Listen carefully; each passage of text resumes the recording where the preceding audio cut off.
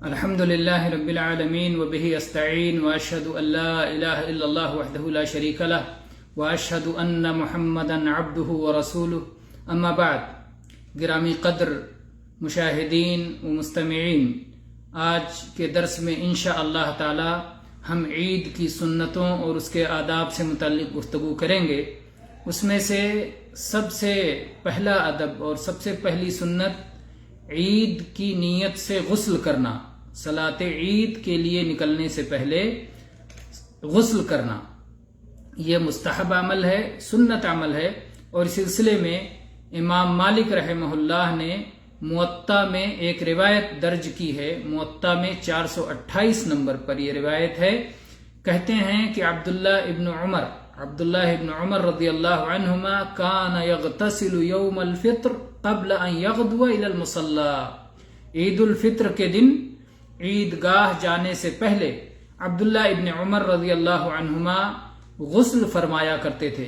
امام نووی رحمہ اللہ نے صلاۃ عید کے لیے غسل کے مستحب ہونے پر علماء کا اتفاق نقل کیا ہے کہ اس پر تمام علماء کرام متفق ہیں کہ عید کے دن غسل کرنا مستحب ہے، اور ظاہر ہے کہ جمعہ کے دن غسل کرنا مستحب ہے اور اس کے لیے واضح حدیث موجود ہے۔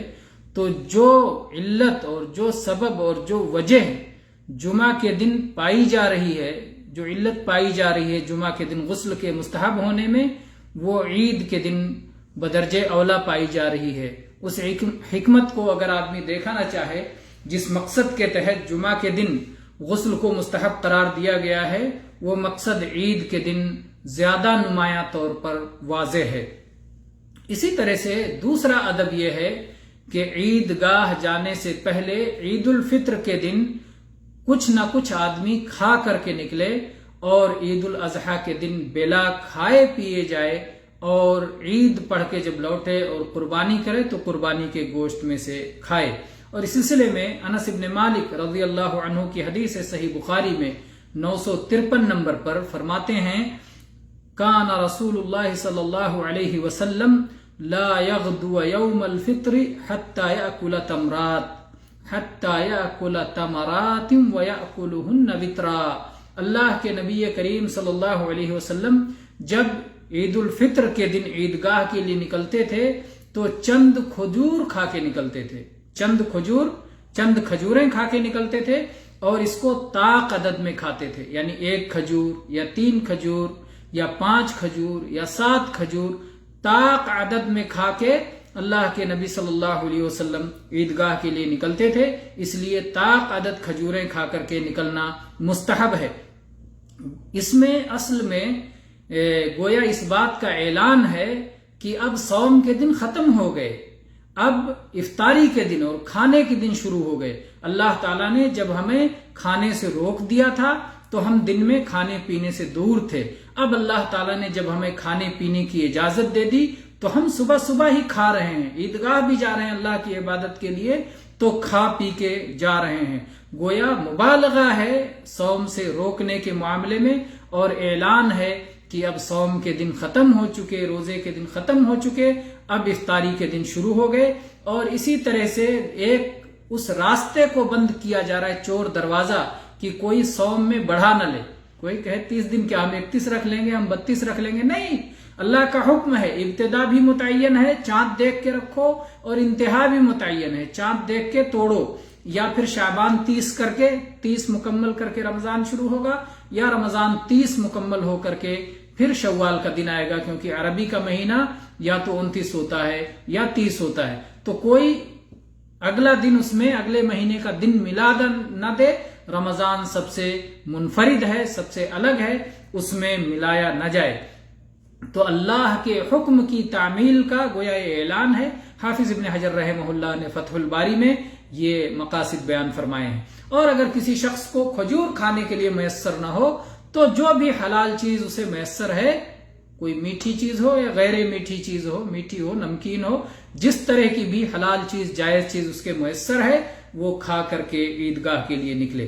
اور جہاں تک عید الاضحیٰ کا مسئلہ ہے تو نبی کریم صلی اللہ علیہ وسلم کا طریقہ یہ تھا کہ آپ بلا کچھ کھائے پیے عیدگاہ جاتے تھے، اور جب واپس لوٹتے تھے تو اپنی قربانی کو ذبح کر کے اسی کے گوشت سے آپ کھایا کرتے تھے۔ اسی طرح سے عید کی سنتوں میں سے ہے تکبیریں، التکبیرات لصلاۃ العید، صلاۃ عید کے لیے، عید الفطر کے لیے تکبیریں، اور ظاہر ہے کہ ان تکبیروں کے سلسلے میں حکم قرآن مجید میں آیا ہے۔ اللہ تعالیٰ نے فرمایا ہے وَلِتُكْمِلُوا الْعِدَّةَ وَلِتُكَبِّرُوا اللَّهَ عَلَى مَا هَدَاكُمْ وَلَعَلَّكُمْ تَشْكُرُونَ، اور تاکہ تم رمضان کی گنتی پوری کرو، اور اللہ تعالیٰ نے جو تمہیں ہدایت کی توفیق عطا فرمائی اس پر اللہ کی کبریائی اور بڑائی بیان کرو، تکبیر پکارو، اور تاکہ تم اللہ کے شکر گزار بندے بن جاؤ۔ تو یہ تکبیر اللہ کی شکر گزاری ہے کہ رمضان کے مہینے میں اللہ تعالیٰ نے اپنی عبادت کی توفیق سے نوازا۔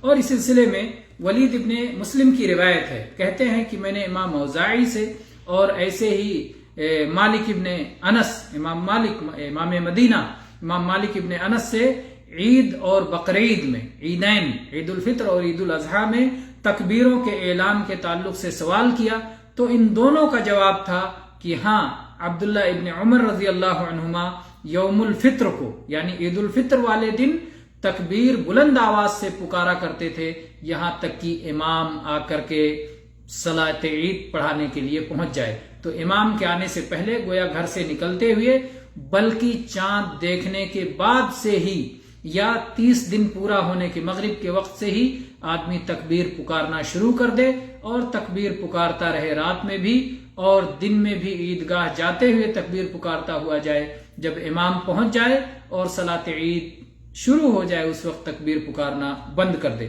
اس سلسلے میں ابو عبد الرحمن السلمی مشہور تابعی ہیں، یہ کہتے ہیں کہ عید الفطر میں صحابہ کرام رضوان اللہ علیہم اجمعین عید الاضحیٰ کے مقابلے میں زیادہ تکبیریں پکارا کرتے تھے۔ قرآن پاک میں جو رمضان ہی کے بعد والی عید کا ذکر ہے وَلِتُكَبِّرُوا اللَّهَ عَلَى مَا هَدَاكُمْ، تو اس لیے یہ بات سمجھ میں بھی آتی ہے کہ عید الفطر میں تکبیر کا اہتمام عید الاضحیٰ کے مقابلے میں زیادہ ہونا چاہیے، اور اس لحاظ سے بھی کہ عید الاضحیٰ میں تو 10 دن ملتا ہے، 10 کیا بلکہ 13 دن ملتا ہے تکبیر پکارنے کے لیے، اور عید الفطر میں تو بہت کم وقت ملتا ہے، اس لیے جتنا کم وقت ملے اس کو زیادہ سے زیادہ تکبیر پکارنے میں استعمال کیا جائے۔ چنانچہ اس کو علامہ البانی رحمہ اللہ نے ارواء الغلیل میں اس طرح کی روایات ذکر کی ہیں، امام دارقطنی نے، اسی طرح سے امام نے ابی شیبہ نے بسند صحیح امام زہری سے روایت کیا ہے کہ صحابہ کرام عید کے دن اور سلف صالحین عید کے دن تکبیر پکارا کرتے تھے اپنے گھروں سے نکلتے ہوئے عیدگاہ تک پہنچنے سے پہلے تک، اور جب امام عید پڑھانے کے لیے پہنچ جاتا تھا تو لوگ تکبیر پکارنا بند کر دیتے تھے۔ آگے چلتے ہیں اگلے ادب کی طرف۔ اچھا، عید میں تکبیر کا صیغہ کیا ہوگا؟ تکبیر کس طرح پکاریں گے؟ تکبیر میں اللہ اکبر لا الہ الا اللہ واللہ اکبر وللہ الحمد، یہ صیغہ ہے، اور بعض اہل علم نے اسے اختیار کیا ہے، اللہ اکبر لا الہ الا اللہ واللہ اکبر وللہ الحمد۔ اور اس کے اختیار کرنے کی وجہ یہ بتائی ہے کہ اللہ تعالیٰ کو وطر پسند ہے، طاق عدد پسند ہے، تو جب ہم کہتے ہیں اللہ اکبر 3 مرتبہ تو یہ طاق ہے، وطر ہے، اس کے بعد کہتے ہیں لا الہ الا اللہ تو یہ بھی طاق ہے، تو گویا 3 بار تکبیر ہوئی وہ وطر ہے، اور 1 بار تحلیل ہوئی اور وہ بھی وطر ہے، اور اس کے بعد کہتے ہیں اللہ اکبر 2 بار مزید کہتے ہیں تکبیر، تو کل تکبیریں 5 ہو جاتی ہیں اور 5 عدد وطر ہے، اور اس کے بعد کہتے ہیں وللہ الحمد، 1 بار حمد پکارتے ہیں اور وہ بھی وطر ہے۔ تو اس طرح سے 5 مرتبہ تکبیر وطر، اور 1 مرتبہ تحلیل وطر، اور 1 مرتبہ حمد اور وہ بھی وطر ہے، اور پھر سب کو جمع کر لیا جائے تو کل کلمات کی تعداد 7 ہوتی ہے، مکمل کلمات کی تعداد بھی وطر ہے۔ اس لحاظ سے یہ تکبیر پکارنا اولا اور افضل ہے کہ آدمی کہے اللہ اکبر لا الہ الا اللہ واللہ اکبر وللہ الحمد۔ تکبیر کے اور بھی صیغے آئے ہیں، جیسے عبداللہ ابن مسعود رضی اللہ عنہ سے صحیح سند سے ثابت ہے، وہ کہتے تھے اللہ اکبر کبیرہ اللہ اکبر و اجل اللہ اکبر وللہ الحمد۔ تو کوئی بھی تکبیر کا صیغہ پکارا جا سکتا ہے۔ اسی طرح سے عید کے آداب میں سے ہے مبارکباد دینا، آپس میں مبارکبادی کا تبادلہ کرنا، ہم آپ کو مبارکباد دیں، آپ ہمیں مبارکباد دیں، ایک دوسرے کو مبارکباد دینا یہ عید کے آداب میں سے ہے۔ جیسے مثلا کہیں تقبل اللہ منا ومنکم، اللہ تعالی ہماری اور آپ کی عبادتوں کو، اطاعتوں کو، فرما برداریوں کو، نیکیوں کو قبول فرمائے، یا اس طرح کی کوئی بھی جائز صیغہ استعمال کر سکتے ہیں، یہ متعین نہیں ہے کہ آپ مبارکبادی کے لیے یہی لفظ کہیں۔ الفاظ میں اللہ تعالیٰ کی طرف سے گنجائش دی گئی ہے اور ہر کوئی جس طرح سے، جس بہتر سے بہتر انداز میں دوسرے کو مبارکبادی دے سکتا ہے وہ مبارکبادی دے۔ صحابہ کرام رضی اللہ عنہم جب آپس میں ایک دوسرے سے ملتے تھے تو کہتے تھے تقبل منا ومن، ہم سے اور آپ سے قبول ہو جائے، یہ مختصر ہے۔ یا آپ کہہ لیں تقبل اللہ منا ومن، اللہ تعالی ہماری اور آپ کی عبادت کو قبول فرمائے۔ یہ حافظ ابن حجر رحمہ اللہ اس روایت کے بارے میں فتح الباری میں کہتے ہیں کہ یہ بسند حسن یہ روایت آئی ہے۔ تو صحابہ کرام میں گویا مبارکبادی دینا معروف تھا، اور اس کے علاوہ اگر آپ دیکھیں تو مختلف تقریبات اور مختلف مناسبتوں کے موقع پر جو ہے مبارکباد کا ثبوت احادیث میں ملتا ہے۔ جیسے کعب بن مالک رضی اللہ عنہ کی جب توبہ قبول کر لی گئی تو صحابہ کرام ان کو بڑھ بڑھ کر کے مبارکباد دینے لگے، تو ظاہر ہے کہ اسی طرح سے یہ بھی ایک مناسبت ہے، جیسے توبہ قبول ہونے کی مناسبت ہے ویسے عید کی بھی مناسبت ہے اور اس پر بھی مبارکباد دینا چاہیے۔ اور ظاہر بات ہے کہ کسی خوشی کے موقع پر مبارکبادی دینا اور کسی غم کے موقع پر تسلی دینا یہ اعلیٰ اخلاق میں سے ہے، جس اخلاق پر اسلام نے ہمیں ابھارا ہے، اور یہ اجتماعی امور میں سے ایک ہے۔ کم سے کم اتنا تو کہا ہی جا سکتا ہے کہ اگر کوئی مبارکباد دے تو اب بھی آپ پلٹ کر مبارکباد دیں، جواب میں خاموش نہ رہیں، جیسا کہ امام احمد ابن حنبل رحمہ اللہ سے یہ بات مروی ہے، کہتے ہیں ان ہنأنی احد اجبت وإلا لم ابتدئہ، اگر کوئی مجھے مبارکباد دیتا ہے تو میں پلٹ کر اسے بھی جواب دیتا ہوں، لیکن میں ابتداءً کسی کو مبارکباد نہیں دیتا۔ تو یہ ہو سکتا ہے کم از کم۔ عید کے آداب میں سے ہے عید کے دن اچھے سے اچھے لباس زیب تن کرنا اور خوبصورتی اختیار کرنا۔ اس سلسلے میں عبداللہ ابن عمر رضی اللہ عنہما کی حدیث ہے کہ عمر رضی اللہ عنہ نے ریشم کا ایک جوڑا لیا جو کہ بازار میں بک رہا تھا، اسے لے کر رسول اکرم صلی اللہ علیہ وسلم کی خدمت میں پہنچے اور کہا یا رسول اللہ ابتع هذه تجمل بها للعید والوفود، اے اللہ کے نبی صلی اللہ علیہ وسلم ریشم کا یہ جوڑا خرید لیجئے اور عید کے دن اور ایسے ہی وفد جب آپ سے ملاقات کرنے کے لیے آئیے تو اس کو پہن کر کے اس لباس کو، اس خوبصورت لباس کو زیب تن کیجئے، ان مواقع پر، ان اہم مواقع پر اس لباس کو زیب تن فرمائیے۔ تو رسول اللہ صلی اللہ علیہ وسلم نے جواب دیا انما هذه لباس من لا خلاق له، یہ ان لوگوں کا لباس ہے جن کا آخرت میں کوئی حصہ نہیں ہے۔ یہ حدیث صحیح بخاری میں 948 نمبر پر موجود ہے۔ اس حدیث میں آپ دیکھتے ہیں کہ اللہ کے نبی صلی اللہ علیہ وسلم نے عمر رضی اللہ عنہ سے اس بات پر انکار نہیں کیا کہ عید کے موقع پر اور وفود کی آمد کے موقع پر اچھے سے اچھا لباس زیب تن کرنا چاہیے، لیکن انکار ریشم کے لباس پر کیا کہ ریشم ان لوگوں کا لباس ہے، ریشم مسلمان مردوں پر حرام ہے، یہ ان لوگوں کا لباس ہے جن کا آخرت میں کوئی حصہ نہیں ہے۔ اسی طرح سے صحیح ابن خزیمہ کی روایت ہے 1765 نمبر پر، جابر رضی اللہ عنہ راوی ہیں کان للنبی صلی اللہ علیہ وسلم جبۃ یلبسها للعیدین ویوم الجمعہ، رسول اللہ صلی اللہ علیہ وسلم کے پاس ایک مخصوص جبہ تھا جسے آپ عید الفطر، عید الاضحیٰ اور جمعہ کے دن زیب تن فرمایا کرتے تھے۔ اسی طرح سے سنن بہقی میں، اسی طرح سے امام بہقی نے بسند صحیح روایت کیا ہے کہ عبداللہ ابن عمر رضی اللہ عنہما عید کے لیے اپنا سب سے خوبصورت لباس پہنتے تھے۔